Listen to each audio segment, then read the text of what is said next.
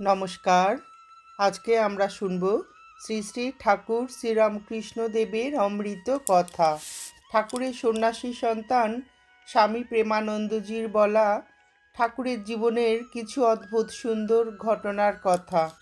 ঠাকুরের সন্ন্যাসী সন্তান স্বামী প্রেমানন্দ বলিলেন, সুখ দুঃখ শান্তি অশান্তি মানুষে কি দিতে পারে? আমার মনে হয় কোনো মহৎ উদ্দেশ্যে ঈশ্বর এই রূপ করে থাকেন। মানুষের দৃষ্টি অতি কম। ঠাকুর শ্রীরামকৃষ্ণদেব একটি গল্প বলতেন। এক রাজা মন্ত্রীর সহিত মৃগয়ায় গিয়েছিল। হঠাৎ রাজার আঙুল কাটিয়া গেলে রাজা মন্ত্রীকে কহিল, ইহার কারণ কি? মন্ত্রী উত্তর দিল, অবশ্যই ইহার মধ্যে কোনো গভীর অর্থ আছে। মন্ত্রীর উত্তর রাজার মনোমতো না হওয়ায় চটিয়া মন্ত্রীকে এক কূপের মধ্যে ফেলিয়া দিয়া জিজ্ঞাসা করিল, রাজা, ইহার কি কোনো গূঢ় কারণ আছে? মন্ত্রী কহিল, অবশ্যই। এই সময় বনপথ দিয়া একদল ডাকাত যাইতেছিল। তাহারা রাজাকে পাইয়া মা কালীর কাছে বলি দেবার নিমিত্ত লইয়া গেল। পূজাদি শেষ করিয়া বলি দিবে এমন সময় দেখিল রাজার হাতের আঙুল কাটা। তখন গালি দিয়া তাহাকে ছাড়িয়া দিল। রাজা জীবন দান পাইয়া মন্ত্রীর কথা স্মরণ করিয়া ভগবানকে সহস্র সহস্র ধন্যবাদ দিল এবং মন্ত্রীকে কূপ হইতে তুলিয়া তাহার নিকট সকল বিবরণ কহিল। কোনো কাজই বৃথা যায় না। তবে আমরা মানুষের বুদ্ধির মতো অল্পে হতাশ ও অল্পে সন্তুষ্ট হই। ইহাই মানুষের ধর্ম। জহুরিতেই জহর চেনে। স্বামীজির আধার কত বড় ছিল তা ঠাকুরই জানতেন। স্বামীজির বাপ মারা যাবার পর তার অপগণ্ড ছোট ছোট ভাই, ভগিনী, বিধবা মা এদের এক মুঠো অন্নের জন্য নরেন রাস্তায় রাস্তায় ঘুরে বেরিয়েছেন। তার উপর মামলা মোকদ্দমা। তার ওই কষ্টের কথা শুনে ঠাকুর একদিন বলেছিলেন, নরেন মহাশক্তি নিয়ে জন্মগ্রহণ করেছে। এইসব বাধা বিঘ্ন দিয়ে মা ওকে ঠিক করে নিচ্ছেন। রোজ রোজ ওর পেটে ভাত পড়লে ও মানে স্বামীজি পৃথিবী ওলট পালট করে দেবে। ও ৩৬ রকম স্বাধীন মত চালাতে পারে। ঠাকুর বলতেন, কারো দোষ দেখতে নেই, দোষ দেখবে নিজের। একদিন ঠাকুরের নিকট বসে উপস্থিত সকল ব্যক্তি তারকেশ্বরের তদানীন্তন মহন্তের মানে সতীশ গিরির চরিত্রের বিরূপ সমালোচনা করছিলেন।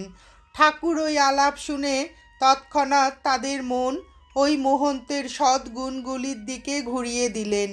ঠাকুর তার ভক্তদিগকে কখনোই অপরের দোষ চর্চা করতে দিতেন না। আরেকবার জনৈক তার্কিক পণ্ডিত ব্রাহ্মণ ঠাকুরের সঙ্গে খুব তর্ক করছিলেন। ঠাকুর যতই বোঝাচ্ছিলেন ওই তার্কিক তা কিছুই মানছিলেন না, কেবল বিরুদ্ধ তর্ক করছিলেন। এমন সময় ঠাকুর গাড়ু হাতে ঝাউতলার দিকে গেলেন এবং একটু পরেই ভাব অবস্থায় দ্রুত পদক্ষেপে ফিরে এসে ওই তার্কিকের অঙ্গে হাত দিয়ে বললেন, কি গো, আমি বলছি আর তুমি কি না আমার কথাগুলো নিচ্ছ না? ওইভাবে স্পর্শ করা মাত্রই পণ্ডিতের ভাবান্তর হলো এবং তিনি বললেন, আমি আপনার কথাগুলি নিলাম বই কি, এতক্ষণ কেবল তর্কের খাতিরে তর্ক করছিলুম। আবার ঠাকুর কখনো কোনো ভক্তকে আশ্বাস দিয়ে বলতেন, পাপ করেছিস, ভয় কি, আর পাপ করবি না, কেবল এই প্রতিজ্ঞা কর, আমি তোর সমস্ত পাপ খেয়ে ফেলব। একদিন ডাক্তার মহেন্দ্রলাল সরকার সকাল 10টার সময় শ্যামপুকুরে ঠাকুরের কাছে এসেছিলেন এবং বিকেল প্রায় 3টে-4টের সময় গেলেন। তাই দেখে মণি মল্লিক বললেন, মশাই, একদিন কেষ্টদাস পালের বাড়িতে গান বাজনা হয়েছিল। কলকাতার সমস্ত গণ্যমান্য লোকেরা সেই সভায় উপস্থিত হয়েছিলেন। ডাক্তার মহেন্দ্রলাল সরকারও এসেছিলেন, কিন্তু 5 মিনিট পরেই যাবার জন্য উঠে পড়লেন। তাকে আরও কিছুক্ষণ থাকবার জন্য অনুরোধ করা হলে তিনি বললেন, না, আমি পারবো না, আমার অনেক কাজ আছে। আজ সেই মহেন্দ্রলাল সরকার প্রায় 5-6 ঘন্টা এখানে কাটিয়ে গেলেন আপাত দৃষ্টিতে অকারণে। এটা সত্যই আশ্চর্যের ব্যাপার। ঠাকুরের সন্ন্যাসী সন্তান স্বামী প্রেমানন্দ বলিলেন, যদিও ঠাকুর ভালো করে লিখতে পড়তে পারতেন না, তাকে অনেক বই পড়ে শোনানো হতো এবং তিনি যা শুনতেন সব মনে রাখতেন। একবার কাশীপুরের উদ্যানবাটিতে স্বামী রামকৃষ্ণানন্দ ঠাকুরকে সংস্কৃত ভাষায় লেখা অধ্যাত্ম রামায়ণ পড়ে শোনাচ্ছিলেন। তিনি ঠাকুরকে জিজ্ঞাসা করলেন, মশাই, আপনি লিখতে পড়তে জানেন না, আপনি কি এই সংস্কৃত পড়া একটুও বুঝতে পারছেন? ঠাকুর বললেন, যদিও আমি নিজে সংস্কৃত পড়িনি, অনেক শুনেছি আর প্রত্যেকটা কথার মানে জানি। তার সব কিছুই ছিল তুলনাহীন। জীবন্ত উপনিষদ থাকতে আবার কোন উপনিষদ পড়বে? ঠাকুরের জীবন হচ্ছে জীবন্ত জ্বলন্ত উপনিষদ। মহাপ্রভু না জন্মালে যেমন রাধা কৃষ্ণের পবিত্র প্রেম কেউ ধরতে বুঝতে পারত না, তেমনি ঠাকুর হচ্ছেন উপনিষদের জীবন্ত মূর্তি। উপনিষদ তো লোকে বহুকাল হতে পড়ে থাকে ও মুখস্থ করে, বহুকাল থেকে চলেও আসছে। তবে কেন লোকে আমাদের মূর্খ নিরক্ষর ঠাকুরকে মানে, তার কথা বেদ বাক্য বলে মানে? তিনি নিজে তো উপনিষদও পড়েননি, কিছুই না। তবে কি করে সেই জটিল ব্যাখ্যা সকল তিনি সোজা সিধে কথায় সকলকে বোঝাতেন? কোন কালে কোন জন্মে বেদ হয়েছে সেই পড়বার জন্য ব্যাকরণ মুখস্থ করো। কত লোক তার আবার টিকা ভাষ্য নিজের মতের মতন করছে, কত পণ্ডিত এর জন্য তর্ক বিতর্ক করছে, মীমাংসাও করতে পারে না। আর ঠাকুর উপনিষদ না পড়ে সেই সব কেমন সোজা কথায় বোঝাচ্ছেন। বেশি দিন হয়নি যে চাপা পড়ে গেছে। সামনে এমন সুন্দর ফোয়ারা থাকতে কুয়ো খুঁড়ে তবে জল খেতে হবে কেন?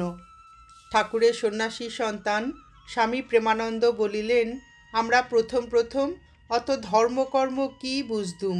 পিতামাতার চেয়েও তার আন্তরিক স্নেহ ভালোবাসার টানে দক্ষিণেশ্বরে যেতুম। সে কি টান, কি অহেতুকি ভালোবাসা, তুলনা হয় না। নরেনের জন্য হাউ হাউ করে কান্না, আবার কখনো প্রিয় সখার মতো কত হাসি ঠাট্টা তামাশা করেছেন। দক্ষিণেশ্বরে দেখেছি ঠাকুরের কাছে কোনো ভক্ত গেলে তিনি তাকে কত ভাবে আপ্যায়িত করতেন। বলতেন, পান খাবেন? পান না খেলে জিজ্ঞাসা করতেন, তামাক খাবেন? আমাদেরও তাই অভ্যাস হয়ে গেছে। তিনি কত বাজিয়ে বাছাই করে লোক নিতেন। কেশব সেনকে বলেছিলেন, কেশব, তুমি যেমন তেমন গরু গোয়ালে ঢোকাও, তাই তো এত গণ্ডগোল বাঁধে। ঠাকুর কত পরখ করে নিতেন। স্বামীজিকেই কত করে দেখেছিলেন। চোখ মুখ হাত পা কত রকম পরীক্ষাই তিনি জানতেন। এত করে দেখে তবে তিনি কাউকে স্থান দিতেন। বিষয়ীর গন্ধ তিনি সইতে পারতেন না। ঠাকুরের কাছে তার সেবার জন্য কোনো অপবিত্র লোক থাকতে পারত না। ঠাকুরের কৃপা না থাকলে আমি তার কাছে থাকতে পারতুম না। এখন মনে করি কি করেই যে ছিলুম। একবার ঠাকুর যখন ঘরে ছিলেন না, একজনকে ঠাকুরের গদির তলায় চুপি চুপি টাকা রাখতে দেখেছিলুম। পরে ঠাকুর যখন ফিরে এলেন, তিনি বিছানার কাছে যেতে পারলেন না। তার ত্যাগ ছিল বিস্ময়কর। একজন সাধারণ মানুষ কি এই ধরনের জিনিস কল্পনা করতে পারে? আমরা তার আদর্শ জীবন স্বচক্ষে দেখেছি, তাই দৃঢ় প্রত্যয়ের সঙ্গে বলতে পারি, ঠাকুরের অপরিগ্রহ ছিল অদ্ভুত। একসময় ঠাকুরের দুপুরবেলা আহারের সময় স্বামী যোগানন্দ একটি ভক্তের বাগান থেকে প্রত্যহ একটি করে লেবু দিতেন। একদিন তিনি লেবু এনেছেন, কিন্তু ঠাকুর ওই লেবু স্পর্শ করতে পারলেন না। বললেন, লেবুতে কোনো দোষ স্পর্শ করেছে। অনুসন্ধান করে জানা গেল ওই বাগান ভক্তটির লিজ নেওয়া ছিল এবং ওই দিন হতেই ওই লিজের মেয়াদ শেষ হয়ে গেছে। অতএব ওই লেবুর ওপর ওই ভক্তটির আর কোনো অধিকার ছিল না। ওই দিন ওই লেবুটি আনা চুরির শামিল হয়ে গেছে। ঠাকুরকে কেউ কোনো জিনিস দিলে তিনি সেই জিনিসগুলোর মধ্যে তাকে দেখতে পেতেন, মানে ঈশ্বরকে দেখতে পেতেন। যে খাবারের সঙ্গে এতটুকু পাপ লিপ্ত থাকত, সে খাবার তিনি গ্রহণ করতে পারতেন না। তার পবিত্রতা কি অদ্ভুত ছিল! কোনো অপবিত্রতা কাছে আসা বা তাকে স্পর্শ করা তিনি সহ্য করতে পারতেন না। একদিন ঠাকুরের এক ভক্ত বিজয়কৃষ্ণ গোস্বামী এসে ঠাকুরকে অনুনয় করলেন তাকে কাম থেকে মুক্ত করার জন্য। ঠাকুর তাকে ছুঁয়ে দিলেন এবং তাতেই অদ্ভুত ফল হলো। আবার আর একজন বিয়ে করেছে, সে ঠাকুরের পায়ে ধরে বললে স্ত্রীকে ভালোবাসতে ইচ্ছা হচ্ছে, এই তো মায়া। ঠাকুর বললেন, তুই একদিন কিছু মিষ্টি নিয়ে আসিস, তোর মায়াটা খেয়ে দেব। সে এক চ্যাঙারি জিলিপি নিয়ে আসে। রাত্রে খাওয়ার পর ঠাকুর জিজ্ঞাসা করেন, অমুক কিছু এনেছিল? চ্যাঙারি থেকে দুখানা জিলিপি তার পাতে দেওয়া হলো। জিলিপিতে যেই হাত দিয়েছেন অমনি যেন বিচ্ছুর কামড়ের মতো জ্বালা অনুভব করে আসন ছেড়ে উঠে পড়লেন। তারপর হাত ধুয়ে নিলেন। আবার আসনে বসে জিলিপিতে হাত দেবার চেষ্টা করলেন। হাত জিলিপি পর্যন্ত গেল না। তখন বাঁ হাত দিয়ে ডান হাত ধরে টানছেন আর বলছেন, ছাড় মা, ছাড় ছাড়, আমি যে কথা দিয়েছি তাতেও কিছু হলো না। তখন বললেন, ও জিলিপি তোদের খেয়ে কাজ নেই, ফেলে দিস। সেই লোকটির বিবাহিত জীবন নানাভাবে বিড়ম্বিত হয়েছিল। ঠাকুরের সন্ন্যাসী সন্তান স্বামী প্রেমানন্দ বলিলেন, একদিন রাত্রে আমি ঠাকুর শ্রীরামকৃষ্ণ দেবের শয়ন কক্ষে শুইয়াছিলাম। রাত্রি দ্বিপ্রহরের সময় আমি জাগিয়া দেখি যে শ্রী শ্রী ঠাকুর বিছানা হইতে উঠিয়া ঘরের ভিতর পায়চারি করিতেছেন এবং কেবল বলিতেছেন, লোকমান্যি দিস নে মা, হ্যাক থু থু। কেবল বারবার এই কথাই বলিতেছেন এবং থুথু ফেলিতেছেন। সমস্ত রাত্রি এইভাবে কাটিয়া গেল। আমি ভাবিলাম, লোকমান্য পাবার জন্য সংসারের লোক এত পাগল, কিন্তু তার ওপর ঠাকুরের কি ঘৃণা! আমার মনে হতে লাগলো যেন শ্রী শ্রী জগদম্বা ঠাকুরকে লোকমান্য দেবার জন্য উন্মুখ ছিলেন, কিন্তু ঠাকুর তা বারবার প্রত্যাখ্যান করলেন। কিন্তু আমার সামনে এই রূপ হইতেছে কেন? আমাকে শিক্ষাদানের জন্য? শ্রী শ্রী ঠাকুর বলতেন, আমি অহংকার ছাড়া আর সব কিছু সহ্য করতে পারি। সেই জন্য তিনি যখন কারো সঙ্গে দেখা করতে চাইতেন আগে হৃদয়কে পাঠাতেন দেখে আসতে লোকটার অহংকার আছে কিনা। তিনি আমাদের জন্য একটা ছাঁচ রেখে গেছেন।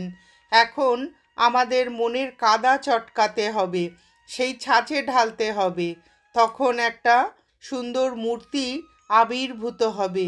ঠাকুর সমস্ত জগতের জন্য এসেছিলেন। ঠাকুরের সন্ন্যাসী সন্তান স্বামী প্রেমানন্দ বলিলেন, একদিন দেখা গেল বলরামবাবুর বাড়ির বাইরে ঠাকুর অপেক্ষা করছেন। আমি তখন বাড়ির ভেতরে ছিলুম। বলরামবাবু বাড়ি ছিলেন না এবং ঠাকুর ভেতরে যেতে ইতস্তত করছেন এই আশঙ্কায় যে হয়তো তিনি অপমানিত হবেন। তিনি আমাকে দেখতে এসেছিলেন। অবশেষে কে যেন তাকে ভেতরে ডেকে নিয়ে গেল। তার ভালোবাসা সীমাহীন ছিল এবং সেই ভালোবাসার এক বিন্দুতেই আমরা ভরপুর হয়ে যেতুম। আমাদের প্রত্যেকেই ভাবত ঠাকুর তাকে সবচেয়ে বেশি ভালোবাসেন। শ্রী শ্রী ঠাকুর কোনো বন্ধন সহ্য করতে পারতেন না। ঠাকুর মশারি গুজে দিতে বা জামার বোতাম লাগাতে পারতেন না, দরজায় খিল দিতেন না, আমাদের বোতাম এঁটে দিতে বলতেন। একসময় নতুন কাপড় তার সামনে ছেঁড়ায় তিনি চেঁচিয়ে উঠতেন যেন তার লেগেছে। পবিত্র হতে হবে, পবিত্রতাই ধর্ম। ঠাকুরকে দেখেছিলুম পবিত্রতার জমাট মূর্তি। জনৈক ব্যক্তি ঘুষ নিয়ে উপরি রোজগার করতেন। তিনি একদিন ঠাকুরের সমাধি অবস্থায় তার পা ছোঁয়াতে ঠাকুর আক করে চিৎকার করে উঠলেন। ঠাকুর সমাধি অবস্থায় পড়ে না যান সেই জন্য তাকে ধরে থাকতে হতো। আমাদেরও তাই ভয় হতো যদি আমাদের ছোঁয়াতে চিৎকার করে ওঠেন। তাই আমরা পবিত্রতার জন্য প্রার্থনা করতুম। স্বামী প্রেমানন্দ বলিলেন, আমি তখন দক্ষিণেশ্বরে গেছি। ধর্ম বিষয়ক নানা কথাবার্তায় কয়েক ঘণ্টা বিশেষ আনন্দে কাটিল। ক্রমে রাত্রি 10টা বাজিবার পরে আমরা আহার করিলাম এবং ঠাকুরের ঘরের পূর্ব দিকে উঠানের উত্তরে যে বারান্দা আছে তথায় শয়ন করিলাম। ঠাকুর এবং স্বামী ব্রহ্মানন্দের জন্য ঘরের ভেতরেই শয্যা প্রস্তুত হইল। শয়ন করিবার পরে 1 ঘণ্টা কাল অতীত হইতে না হইতেই ঠাকুর পরিধেয় বস্ত্রখানি বালকের ন্যায় বগলে ধারণ করিয়া ঘরের বাহিরে আমাদিগের শয্যা পার্শ্বে উপস্থিত হইয়া রামদয়াল বাবুকে সম্বোধন করিয়া বলিলেন, ওগো ঘুমলে? আমরা উভয়ে শয্যায় উঠিয়া বসিলাম। তিনি বলিলেন, আগে না। উহা শুনিয়া ঠাকুর বলিলেন, দেখো, নরেন্দ্রর জন্য প্রাণের ভিতরটা যেন গামছা নিংড়াবার মতো জোরে মোচড় দিচ্ছে। তাকে একবার দেখা করে যেতে বলো। সে শুদ্ধ সত্যগুণের আধার, সাক্ষাৎ নারায়ণ। তাকে মাঝে মাঝে না দেখলে থাকতে পারি না। রামদয়াল বাবু কিছুকাল পূর্ব হইতেই দক্ষিণেশ্বরে যাতায়াত করিতেছিলেন। সেই জন্য ঠাকুরের বালকের ন্যায় স্বভাবের কথা তার অবদিত ছিল না। তিনি ঠাকুরের ঐরূপ বালকের ন্যায় আচরণ দেখিয়া বুঝিতে পারিলেন ঠাকুর ভাবাবিষ্ট হইয়াছেন এবং রাত্রি পোহালেই নরেন্দ্রের সহিত দেখা করিয়া তাহাকে আসিতে বলিবেন ইত্যাদি নানা কথা কহিয়া ঠাকুরকে শান্ত করিতে লাগিলেন। কিন্তু সেই রাত্রে ঠাকুরের ভাবের কিছুমাত্র প্রশমন হইল না। আমাদিগের বিশ্রামের অভাব হইতেছে বুঝিয়া মধ্যে মধ্যে কিছুক্ষণের জন্য নিজ শয্যায় যাইয়া শয়ন করিলেও পরক্ষণে ওই কথা ভুলিয়া আমাদিগের নিকটে পুনরায় আগমনপূর্বক নরেন্দ্রের গুণের কথা এবং তাহাকে না দেখিয়া তাহার প্রাণে যে দারুণ যন্ত্রণা উপস্থিত হইয়াছে তাহা সকরুণভাবে ব্যক্ত করিতে লাগিলেন। স্বামী প্রেমানন্দ বলিলেন, দক্ষিণেশ্বরে দেখেছি ঠাকুরের কাছে কোনো ভক্ত গেলে তিনি তাকে কত ভাবে আপ্যায়িত করতেন। বলতেন, পান খাবেন? পান না খেলে জিজ্ঞাসা করতেন, তামাক খাবেন? আমাদেরও তাই অভ্যাস হয়ে গেছে। তিনি কত বাজিয়ে বাছাই করে লোক নিতেন। কেশব সেনকে বলেছিলেন, কেশব, তুমি যেমন তেমন গরু গোয়ালে ঢোকাও, তাই তো এত গণ্ডগোল বাঁধে। ঠাকুর কত পরখ করে নিতেন। স্বামীজিকেই কত করে দেখেছিলেন। চোখ, মুখ, হাত, পা কত রকম পরীক্ষাই জানতেন। এত করে দেখে তবে তিনি কাউকে স্থান দিতেন। তিনি বিষয়ীর গন্ধ সইতে পারতেন না। শ্রী শ্রী ঠাকুর পরীক্ষা করতে চেয়েছিলেন তার প্রতি নরেনের ভালোবাসা আছে কিনা। তাই তিনি কয়েকদিন নরেনের সঙ্গে কথা বলা বন্ধ করে দিলেন। কিন্তু নরেন মনে দুঃখ পেল না, আগের মতোই ফুর্তি করতে লাগলো। সে ঠাকুরের কাছে আসা বন্ধ করল না। তারপর ঠাকুর একদিন তাকে বললেন, আমি তোর সঙ্গে কথা বলি না, তাও তুই আসিস? নরেন বলল, মশাই, আপনাকে ভালোবাসি, তাই আপনাকে দেখতে আসি। এর জন্য ঠাকুর নরেনের প্রশংসা করতেন। শ্রী শ্রী ঠাকুর যখন অসুস্থ অবস্থায় কাশীপুর বাগানে ছিলেন, স্বামীজি একদিন শ্রী শ্রী ঠাকুরকে জিজ্ঞাসা করলেন, আপনার কত স্নেহ, কত কৃপা পাচ্ছি, কিন্তু কি লাভ হলো কিছুই বুঝতে পারছি না। ঠাকুর শ্রীরামকৃষ্ণদেব উত্তর করলেন, কিছুকাল যাক, ধীরে ধীরে আস্তে আস্তে সময়ে সব বুঝবি কি লাভ হলো। নরেন বললেন, সময়ে বুঝবো? আমি যদি কাল মরে যাই? ঠাকুর শ্রীরামকৃষ্ণদেব উত্তর দিলেন, যা, তোর কাল থেকেই হবে। স্বামী প্রেমানন্দ বলিলেন, ঠাকুর একদিন আমায় বলেছিলেন, তুই আমায় অন্ন রেঁধে দিস, তোর হাতে খাবো, এমনি কৃপা আমার ওপর।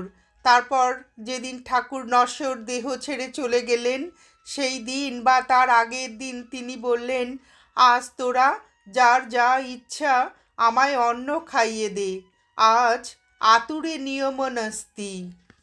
শ্রী শ্রী ঠাকুরের এবার হলো অনৈশ্বর্যের ভাব। সব অবতারেই আমরা দেখতে পাই কিছু না কিছু সিদ্ধাই আছে। এই ধরো না কেন, কালীয় দমন, গোবর্ধন ধারণ, 5খানা রুটিতে 5,000 লোক খাওয়ানো, নদী শাসন করা, শূন্য মার্গ দিয়ে চলা ইত্যাদি। এবার কিন্তু আমি তার একেবারেই অভাব দেখি। এবারকার মজাই হচ্ছে অনৈশ্বর্য। আবার দেখো, সব অবতারেতেই রূপের ছটায় ভুবন করে আলো, কিন্তু এবার দৈহিক রূপের অভাব। তাই গিরিশবাবু জিজ্ঞাসা করেছিলেন, হ্যাঁ গা, এবার রূপ নাই কেন গা? সাধন অবস্থায় যখন দেহ থেকে জ্যোতি বেরোতে লাগলো, তখন ঠাকুর মাকে বলেছিলেন, দৈহিক রূপে কাজ নেই মা, আধ্যাত্মিক রূপ দে।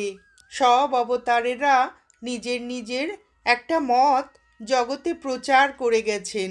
নিজের মতটা সকলেই শ্রেষ্ঠ বলেছেন। এমনকি কেউ কেউ বললেন যে তার মতটি অবলম্বন না করলে কিছু হবে না। কিন্তু আমাদের ঠাকুর বললেন, যত মত তত পথ। তিনি নিজের বিশেষ কোনো মত প্রচার কখনো করেননি। যারা ভালোবেসে শুনত তাদের কাছে বলতেন।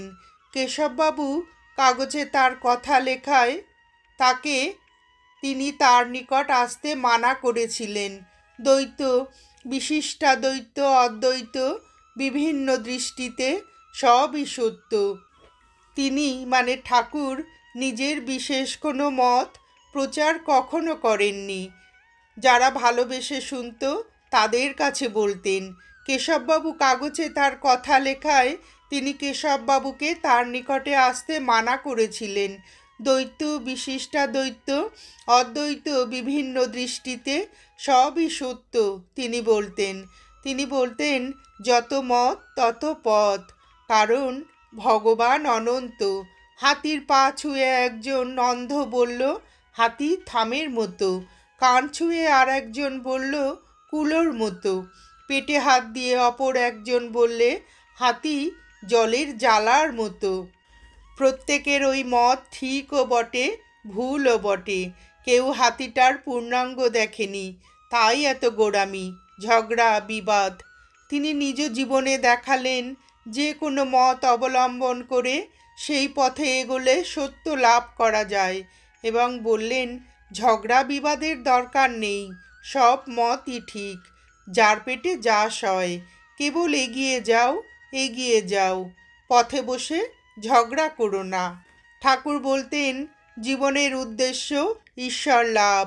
তাকে লাভ না করতে পারলে কেবল দুঃখ কষ্ট ভোগ। অতএব তাকে পেতেই হবে, তা যেমন করেই হোক। অত মত পথে ঝগড়া বিবাদে দরকার কি? আম খেতে এসেছিস, আম খেয়ে চলে যা।